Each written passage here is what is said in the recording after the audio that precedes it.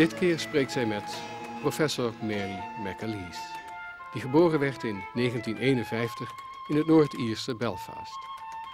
Ze werd katholiek opgevoed en studeerde rechten. Mary McAleese doceert aan de Queen's Universiteit van Belfast en zit in talloze universitaire comité's en organisaties. You lived in the heart of Belfast. When did you for the first time feel that there was something going on? Something violent?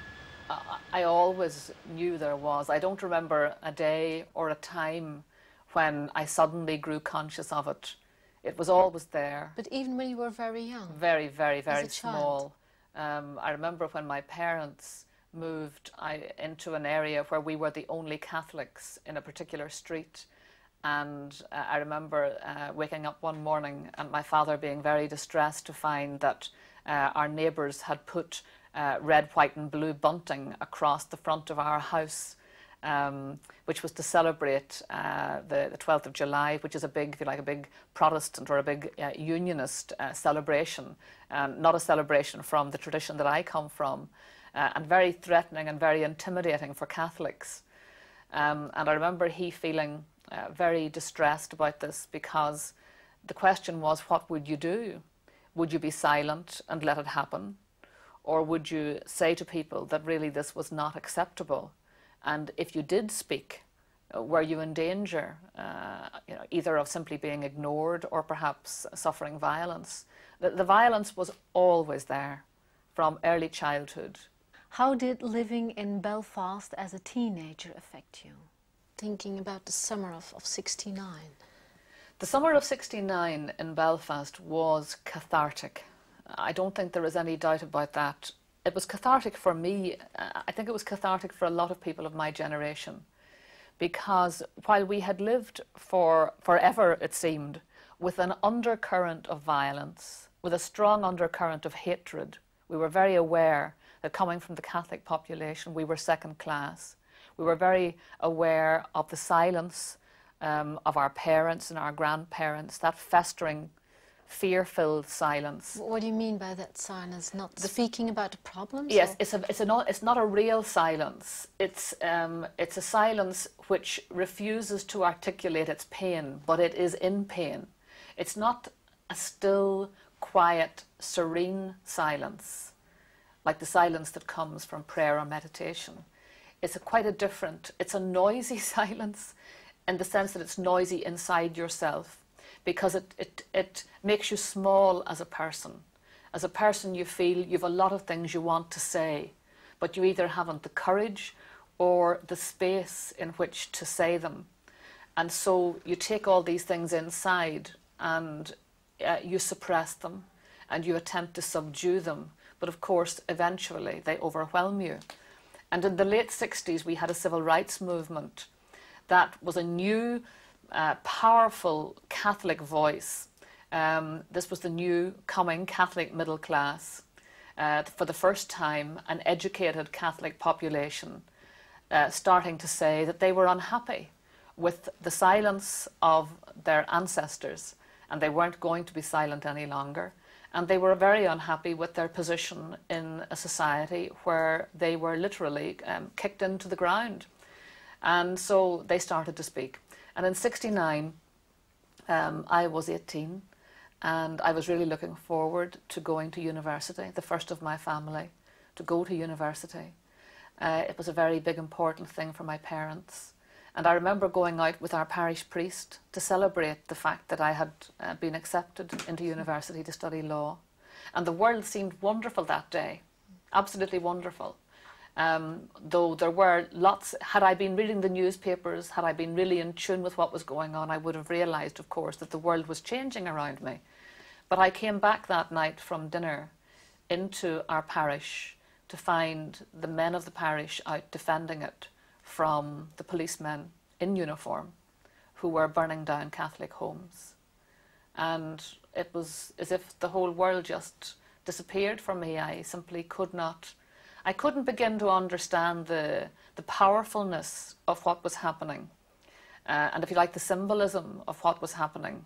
You know, I who wanted to be a lawyer was looking at the forces of law and order acting like thugs which they were, like animals, which they imitated very well. And I found this extraordinarily very, very, very difficult.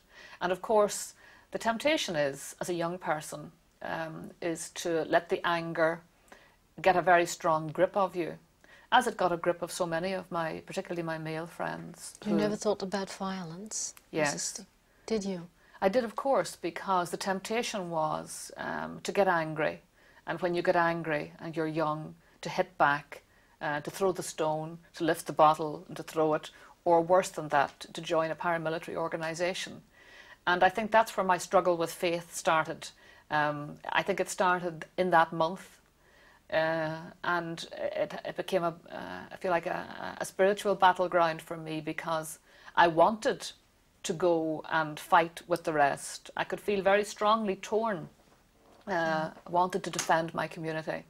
But I remember my father saying to me very crossly, I didn't rear a rebel. And he being, and my mother, being very careful to ensure that their children, you know, that we didn't allow the anger and the violence to run away with our hearts. And so I was very fortunate.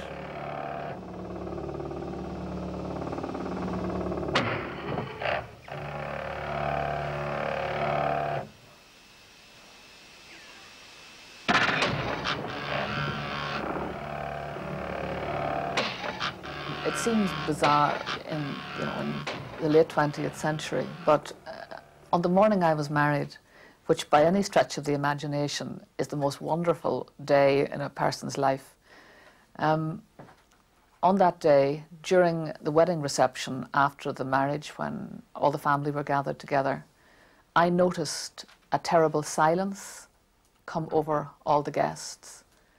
And I was very distressed by it, and I could not understand what had happened. I wondered, had they had a row? There were almost 200 people there, and everybody suddenly went quiet. And my mother said to me, as my husband and I were leaving to go on our honeymoon, she said, "Don't watch television, don't read the newspapers, just forget about everything and have a good time." And if she hadn't said that to me, I might never have watched television, I might never have read a newspaper. But as we were driving, I said to my husband, "Something's wrong." Everybody went quiet. What was wrong? And so I rang home from the hotel we were staying in to discover that two of the people I loved most, two brothers who had been next door neighbours of mine as I grew up as a child, and as I said, I'm the oldest of the family, and these two were the youngest of a very big family of 13. And I had no older brothers or older sisters, and I revered them, I loved them, I looked up to them. They were the brothers I never had, and they were two wonderful, good men, and they had been murdered that morning. They had been shot, not dead. They'd been shot. They had had petrol poured over them, and they had been set fire to in their small and lovely restaurant. Two wonderful family men, two good, really deep, spiritual, Christian, good men. And it's a very interesting way to start your married life.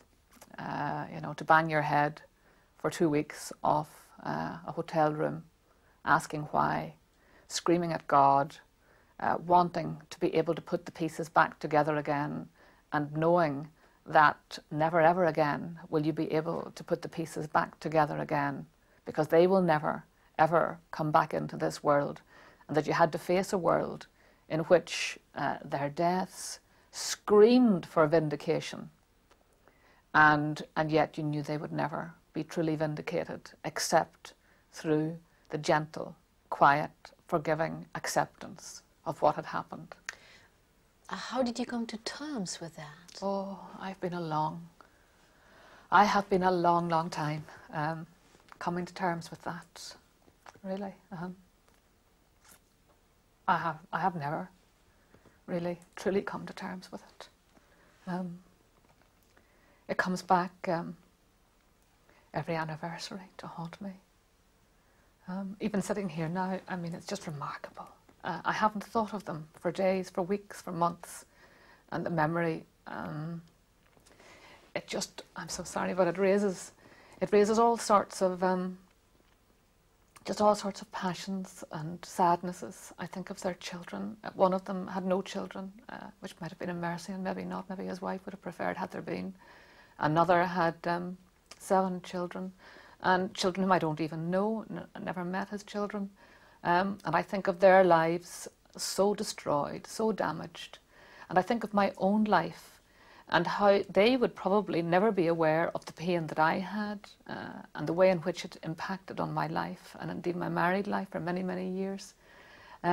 Each one of us sort of wrapped up in our own sadness, wrapped up in our own battle, our own awful battle with the anger, the sense of loss, and the awful sense of sadness, the overwhelming sense of sadness. And I know my poor husband, God help him, he's the person who has suffered most from this, because all through our married life, when it came to our celebrating our wedding anniversary, as we approached the day, I would say to him, oh no, I can't go out and celebrate. I mean, I have a great marriage and I'm married to a wonderful person, but on that day, just the sheer memory of what happened and how that day was turned into a nightmare.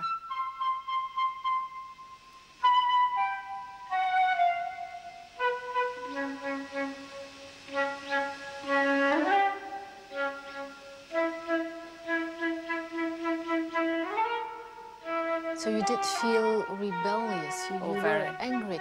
So what made the difference? Why did you then eventually decide not to take up violence and choose the other side, the side of love and peace? What made the difference? I think it has to be the grace of prayer. I can't think of anything inside myself that that made a difference, because other people chose other paths. Other people who were very close to me chose other paths. But I was very fortunate in that I had a number of, I think, probably important role models in my life. And all of them, when I think of them now, were deeply prayerful people. And among them was a Passionist priest, Father Justin, after whom my only son is called. And as it happened, he died in the summer of 1969, in June of 1969, before the Troubles started. And he was a gentle, gentle giant, a terrible preacher. He was just a hopeless preacher, but he had the most gorgeous manner with children. And I think from him and through him, I learnt of a God who was capable of loving every one of us so much that he had counted the very hairs on our head. I learnt that from him, and I also learnt it from my maternal grandmother, who had 60 grandchildren. And every time I went to her home, she would be sitting knitting for one of the 60 grandchildren. And every baby that came into the house, she smiled and celebrated their birth and just thought of them as totally wonderful. So between these two people, who were very strong influences in my life at that time, I think both of them made an enormous difference to me. I think they created what I might call a gravitational pull, a tug on both my head and my heart that would not allow me the indulgence of giving into violence and giving into passion. I think too, it also helped that my family were very directly affected by the violence. I have a younger brother, my brother John, who is profoundly deaf, and he was only a very young fellow then, but there was an attempt made to kill him, to murder him. Why? Because he's a Catholic and because he was a very easy target, because being deaf, he was very vulnerable, very easily attacked. Just because he was a Catholic? Yes. And so he was very badly attacked, and mercifully he survived that attack, which was designed to kill him. And I think that, I felt an anger about that, all right. I felt an anger that that I hope I never, ever feel ever in my life again about anything. In a sense, the anger was so great, it was so big, that I frightened myself. And I remember feeling such a passion. And again, my parents' response was so measured. It was so grace-filled. It was so accepting. There wasn't any anger in them at all. And I think their view was, well, if anybody else, if anybody went out to try and revenge my brother John's, what had happened to John, some other family is going to feel exactly what we feel tonight, and it's going to be the same pain. And what will we have contributed to the world? Only more pain.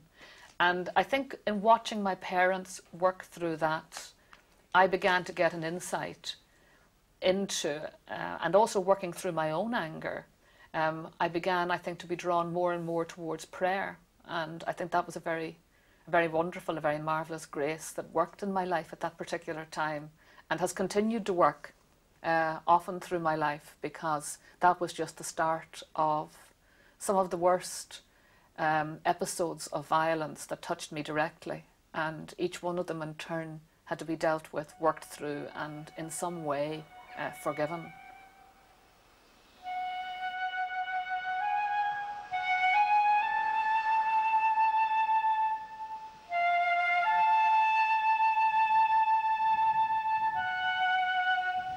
We are talking about Christians here, Protestants and Catholics, but Christians murdering one another.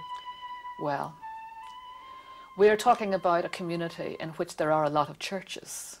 We are talking about a community in which a lot of people talk about being members of Christian denominations. I don't honestly believe in my heart that we are really talking about people who have committed themselves, really opened their hearts, opened their spirits, opened the veins of their being to the love of God. And the reason I believe that is really very simple. In Northern Ireland, we are fighting. Northern Ireland is one great big field. It's a very small country, but it's really a big field. And there's been a very long fight over 9 centuries about the ownership of this field. Who owns this field? And that's what's going on here still, is a fight over the ownership of the land of Northern Ireland. So you're suggesting it's not a religious problem? I'm suggesting that religion is simply one part of the weaponry, one part of the armoury, if you like, that is used by both sides in the fight for ownership of this field. A lot of weapons are used, a lot of things are used, but religion is probably the most potent and the most malignant of the weapons that is used. What happens is a child is born into a Catholic or a Protestant home in Northern Ireland, and long before their sense of the Spirit is developed, long before they get to know a loving and kindly and compassionate God, they meet the God who believes in their politics, the God who heads an army. And that army is full of bitterness and full of hatred. And he hates, he hates Catholics or he hates Protestants.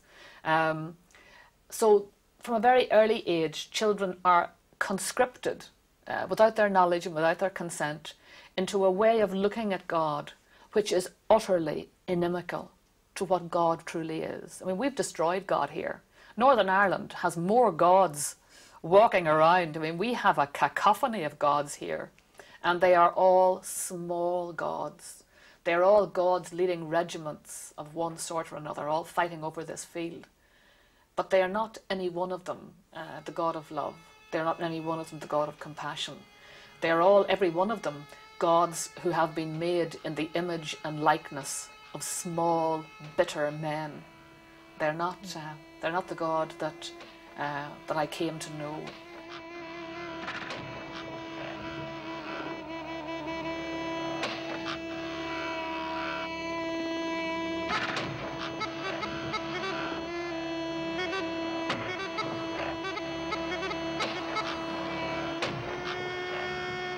Where does Christian faith, the true message, then come in? Can it actually change something in such a society then? Well, I have to believe, and I do firmly believe, that it is actually probably the only thing that truly can change the hearts of people in this society, because the hatred goes so deeply. There's an expression that what's learnt in childhood is engraved on stone. And I think that's very true in Northern Ireland, where from a very early age, Parents teach their children to hate. Grandparents teach their grandchildren to hate. How do? They talk about it, or is it a way of behaving? All the time. I mean, they don't take their children and sit them down and say, today I will teach you to hate. It doesn't happen that way. And actually, I'm talking about parents who are very good to their children. I'm talking about good parents, decent parents, hard-working parents and loving parents. But it's in what they say. It's in what they repeat over and over and over. Sometimes not even for the children to hear. It can be adult conversation, and the children are listening, and they are hearing, what do Mommy and Daddy say about Catholics? What do Mommy and Daddy say about Protestants? And they hear it repeated and repeated and repeated. And of course, every child wants to be like their Mommy and their Daddy. Every child wants to say something that will make Mommy and Daddy pleased. And so we can't be surprised then when our children repeat back to us with passion, with the same passion that we have, the hatreds, the bitternesses, the bigotries that we have so, unself-consciously thrown out in the comfort of our own homes. Are you saying that hatred and violence develops a kind of dynamic of its own? Absolutely. It is taught from the cradle. And so by the time the child comes to 5 or 6 or 7 and starts to hear about God in school, starts to hear about a loving God, in some senses it's almost too late, because we haven't from the cradle developed the spirit and the soul of the child at the same time as we have developed their political consciousness. We've allowed them really to believe that they are Christian, but really we have grown, we've grown nationalists and we've grown unionists with a smear, or more importantly, a veneer of religion. And we've ended up with people who are that much Christian and that much unionist or nationalist. And we really do have to redress that balance. That is not healthy. That is why we have such a grossly dysfunctional society. That is why we have people who can actually believe that they are living Christian lives and at the same time be capable of adding to the burden of hatred by themselves engaging in what I call verbal terrorism. I mean, the big problem in this society, everybody across the world knows we have a major problem with violence that is provoked by hatred. But what they don't always realise is that we have a verbal war going on all the time, that all of the people are engaged in. Huge numbers of people are engaged in a verbal warfare. Every day there are 1 million acts of verbal terrorism where things are said which create a stereotype of the other, whether that other is Catholic or Protestant. And part of the creation of that stereotype is to make the other small, is to make the other an object, a hate-filled object. It is never to build up the other. It is never to build up a sense that that other could be loved by God, fully, truly, absolutely loved by God. It's always to make them an object of hate, an object of contempt. And so there's enormous work to be done here in terms of trying to redeem ourselves and to try and recreate the balance so that we are that much Christian and only that much nationalist or unionist. Can there be a dialogue between Protestants and Catholics then? There is a considerable dialogue already between Protestants and Catholics. I think this is one of the great graces of the Troubles over the last number of years, is that many people have come together across the religious divide, at times when it was very unpopular to do it, at times when it took a lot of courage to reach out and try and begin to understand the other. One of the awful problems in Northern Ireland is that each side presumes they know the other intimately. Every Catholic thinks he knows everything there is to know about the Protestants. Every Protestant presumes he knows everything there is to know about the Catholic. And they couldn't both be more wrong, because they do not understand each other. But there's a dreadful danger in thinking that if you know the other, that you make presumptions about them. You make assumptions about the kind of people they are, what kind of people they are. I mean, I have heard educated people, really highly educated people, who are able to say, and I just had this conversation the other day with someone who was relaying back to me what they had heard, a very well-placed Protestant member of a political, very well-known politician, saying that that Catholics were untrustworthy. You know, all of them. You know, how many millions are all untrustworthy? And it's collapsing down all of humanity into these simple, easy stereotypes that is utterly dangerous. And fundamentally, of course, it runs totally counter to the gospel, which constantly tells us how unique we are, how utterly, absolutely, uniquely loved we are by the God who saw fit to create us. Yes, but that gospel doesn't seem to work then. It's having a hard job. Northern Ireland is a very big challenge to it. It's having a hard job. And there's no doubt, you know, we crucify Christ every day in this place. We re-crucify him 100 times over. There's no doubt.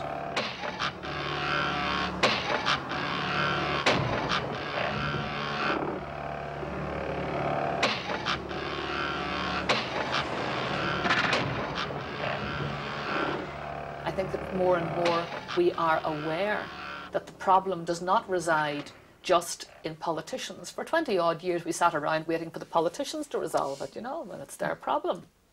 Would they ever get around to resolving it, please? And then the consciousness started to grow that actually, why do we have violence? Is it because a small number of nasty people suddenly decide they're going to disrupt the society? Which is a view that a lot of people would have held. You know, it's nothing to do with me. I don't go out and kill anybody. But then little by little, I think we've stripped away the layers by scholarship, by discourse, by dialogue across the religious divide. And I think we have discovered that each of us has a real ownership of the hatred in our community. Each of us has a real ownership and a responsibility for the violence. The people who engage in verbal terrorism, in sectarian thinking, at the end of the day, they provide the fuel and the ammunition for the men of violence. There's an umbilical cord, an umbilical link between all of those. So I think we've begun to understand that in order to truly resolve our problems, to truly create a peaceful community, every one of us has got to change our behaviour, change our thinking, change what we do, how we engage with our children, how we engage with our neighbours. And that's a painstaking, really painstaking issue. And I think it's, you know, it's going to be something that takes generations possibly to eradicate. You work in Belfast at the university. You go up there every day. So you live with the possibility of something happening there every day. Mm. How do you experience this situation constantly? I find that I am constantly aware of the dangers. I am constantly aware of the personal danger. I'm constantly aware of, because we've lived through it, I know it is real. It's not mythical. It's not legendary. It's not hypothetical. So I know what is possible. And how do you live? Well, I'll give you the answer as to how I live with that. It's not my answer. It's an answer I have imitated, but it was given many years ago by a man who was a friend of mine, a man I knew when I was a very, very, very young lawyer. And he was a very senior lawyer, and he was a Catholic, and he was a judge, had just been appointed a judge. And he was asked, not by me, but by someone else, what he was going to do to preserve his own safety now that he, a Catholic, had become a judge, because judges were, Catholic judges in particular, were regarded as easy targets and desirable targets for the IRA, who are the Catholic nationalist paramilitaries. They had a particular hatred and loathing for Catholics who joined the judiciary or the police forces. They were regarded as traitors, quite wrongly, but that was the view they held of them. And so by becoming a judge, he knew that from his own community was going to come someone who would want to kill him. And he was asked about this. In fact, he was asked, was he going to put special bulletproof glass in his home? And he said, well, that really he only had one form of protection. And he was asked what it was, and he said, I keep my soul in a constant state of grace. And I have to say that when we young lawyers heard this, we laughed with the cynicism of youth. And he was dead 2 weeks later. He was murdered by the IRA. I have remembered that phrase all through my life. And I've tried, insofar as I humanly can, and it doesn't always be the easiest thing in the world to do, I've tried to emulate that. And it's been a very painful realisation from very early on in my life how fragile life is. And if I genuinely believe in a loving God, and if I believe also that I'm going to be held to account for my stewardship in this life, I have to be ready to face that any time of the day, night or morning. And so I think over that time I've engaged in a 24-hour dialogue with God a lot of the time. I feel like the way in which I address that problem is by trying to keep my soul in a constant state of grace. Say, more honoured in the breach, perhaps.